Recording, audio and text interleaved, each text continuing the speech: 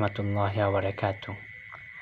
আমরা স্তম্ভিত, আমরা ক্ষুব্ধ, আমরা লজ্জিত, কারণ এদেশের একজন স্বঘোষিত সমন্বয়ক নামধারী ওমামা ইসলামের সম্মানিত আলেমদের বিরুদ্ধে এমন নিকৃষ্ট পশুবৎ ভাষায় গালাগাল করেছে, যা শুধু তার মনের পঙ্কিলতাই প্রকাশ করে না, বরং এই জাতির কোটি কোটি ধর্মপ্রাণ মানুষের হৃদয়ে আগুন জ্বেলে দিয়েছে।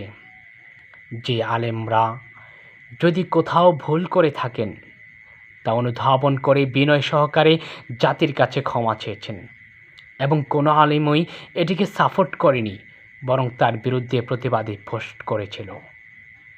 সে উদারতার জবাবে হারামজাদা শব্দ উপহার দেওয়া এটি কেবল অশিক্ষা নয়, এটি সরাসরি ধর্মীয় বিদ্বেষ, এটি নৈতিক দেউলিয়াপনার সর্বোচ্চ প্রকাশ।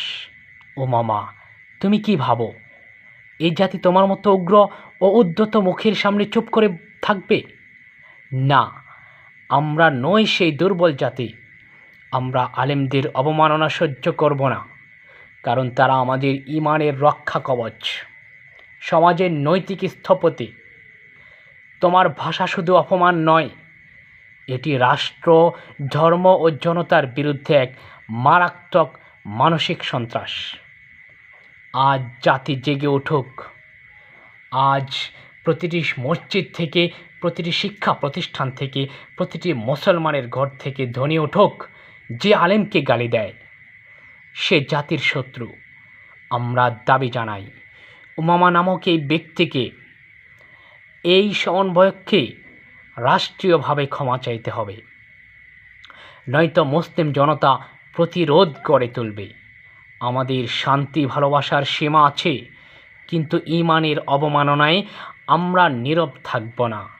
আলেমদের অবমাননায় আমরা নীরব থাকব না, কারণ ইন্নাল উলামা ওয়ারাসাতুল আম্বিয়া, আলেমগণে হচ্ছে নবীগণের ওয়ারিস।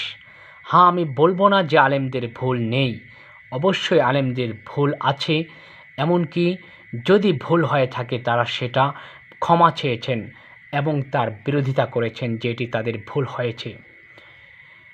এই অপমানের জবাব হবে কলমে, কণ্ঠে ও জনতার চেতনায়। তাকে প্রকাশ্য ক্ষমা চাইতেই হবে ইনশাআল্লাহ। ধন্যবাদ সবাইকে।